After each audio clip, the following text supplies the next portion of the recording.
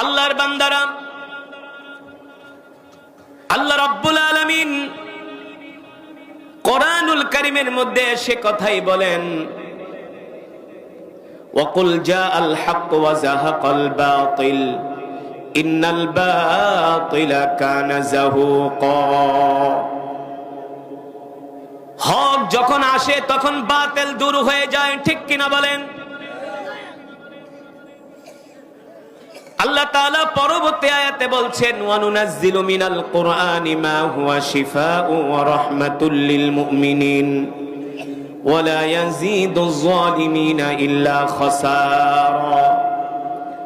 আল্লাহ রাব্বুল আলামিন বলেন, নবী হে আমার, আমি আল্লাহ আপনার উপর যেই কোরআন নাজিল করেছি, এই কোরআন আমি মুমিনের শেফার জন্য নাজিল করেছি, এই কোরআন আমি মুমিনের মুক্তির জন্য নাজিল করেছি।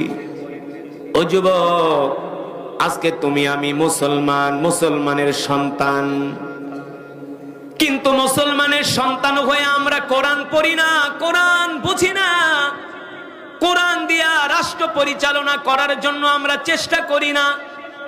আল্লাহর কসম করে বলি যুবক, এই কোরআন কিন্তু কোনো সস্তা জিনিস না। কোরআনের একটা হরফ যদি এক পাল্লায় দেওয়া হয়, সারা পৃথিবী, আসমান জমিন, জান্নাত গুলো যদি এক পাল্লায় দেওয়া হয়, আল্লাহর কোরআনের একটা অক্ষরের পাল্লা ভারী হয়ে যাবে। এই কোরআন কোনো সস্তা জিনিস না। এই কোরআন আল্লাহ শুধু তাবিজ লেখার জন্য নাজিল করে নাই, কথা কয় না? এই কোরআন শুধু পানি পড়ার জন্য নাজিল হয় নাই, এই কোরআন শুধু জার ফুক দেওয়ার জন্য নাজিল হয় নাই। কোরআন কেন নাজিল হয়েছে? এই কোরআন দিয়া রাষ্ট্র পরিচালনা করতে হবে, কোরআন দিয়া সংসদ চলবে, কোরআন দিয়া হাইকোর্ট চলবে, কোরআন দিয়া সুপ্রিম কোর্ট চলবে, ঠিক কিনা বলে? কোরআন দিয়া আইন আদালত চলবে, ঠিক না? আজকে যদি আমরা মুসলমানরা আল্লাহর কোরআনকে ভালোবাসতাম, স্বাধীনতার 56 বছর হয়ে গেছে, এখনো পর্যন্ত আমরা কোরআনের আইন প্রতিষ্ঠা করতে পারি না। এটা আমাদের জন্য ব্যর্থতা, এটা আমাদের জন্য অপমান, লজ্জার বিষয়। কাল হাসরের ময়দানে আল্লাহ রাসূল উম্মতদেরকে ডাক দিবেন, তাআলাউ ইয়া উম্মতি। উম্মতরা দৌড়ায় দৌড়ায় আসবে আর বলবে, আল্লাহ রাসূল, আমি আপনার উম্মত। জিবরাইল আলাইহিস সালাম, বুখারীর বর্ণনায় আসছে, বানায় বলি না, জিবরাইল আলাইহিস সালাম বলবেন, ইয়া মুহাম্মদ ইরফা রাসাক ইশফা তুশাফা। ইয়া মুহাম্মদ ইরফা রাসাক ইশফা তুশাফা, বুখারীর হাদিস।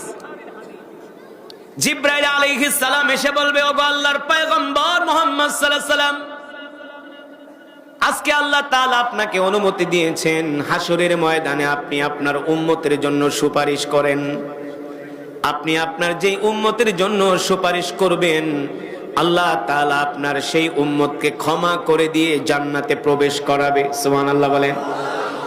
ওই দিন হাসরের ময়দানে গাঁজাখোর, ফেন্সিডিলখোর, ইয়াবাখোর, টেন্ডারবাজ, সন্ত্রাস, চাঁদাবাজ, দখলবাজ, নামাজ পড়ে নাই জীবনে এক ওয়াক্ত, আছে কি আছে না? বাথরুমে যে পর্যন্ত বিড়ি টানছে, রোজার মাসে রোজা রাখে নাই, নাই? আপনাদের এলাকায় আছে? এই রোজার মাসেও রোজা রাখে নাই। তোর যে ফেরেশতারা কি পিডান্ডা পিডাই বলে, চোখ দুইটা বন্ধ হইলে বুঝবি না কি পিটান যে পিটাবে ফেরেশতারা। রোজার মাস গেল, রমাদান যখন আমাদের থেকে বিদায় নেয়, রমাদান কি বলে গেছে জানেন? এ মুসলমান, আমি রমজান বিদায় নিলাম, তোমরা তোমাদের ইমানের হেফাজত করো।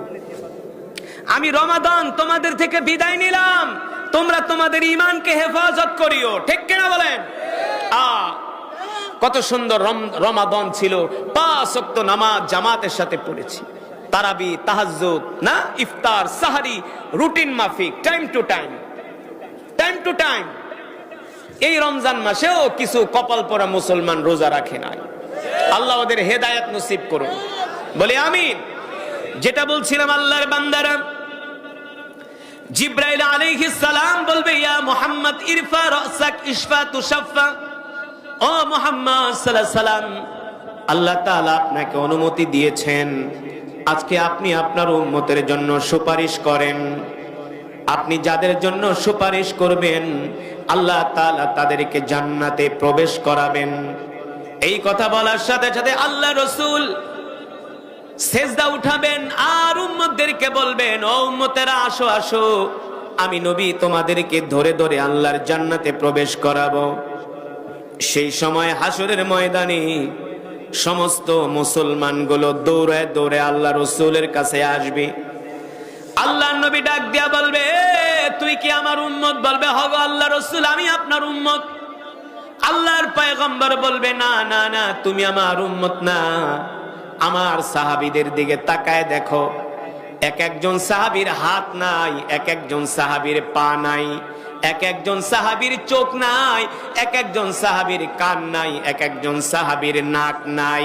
কেন আজকে তাদের অঙ্গগুলো হানি করা হয়েছে, শরীর থেকে অঙ্গগুলো বিচ্ছিন্ন করা হয়েছে?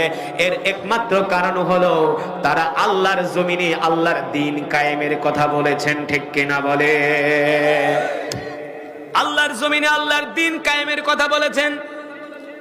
মুসলমান, আল্লাহর বান্দারা, আল্লাহ রাসূলের সাহাবীরা এই কোরআনের জন্য জীবন দিছে, এই কোরআনের জন্য নিজের মাতৃভূমি ত্যাগ করেছেন, এই কোরআনের জন্য সন্তানকে এতিম করেছেন, এই কোরআনের জন্য স্ত্রীকে বিধবা করেছেন।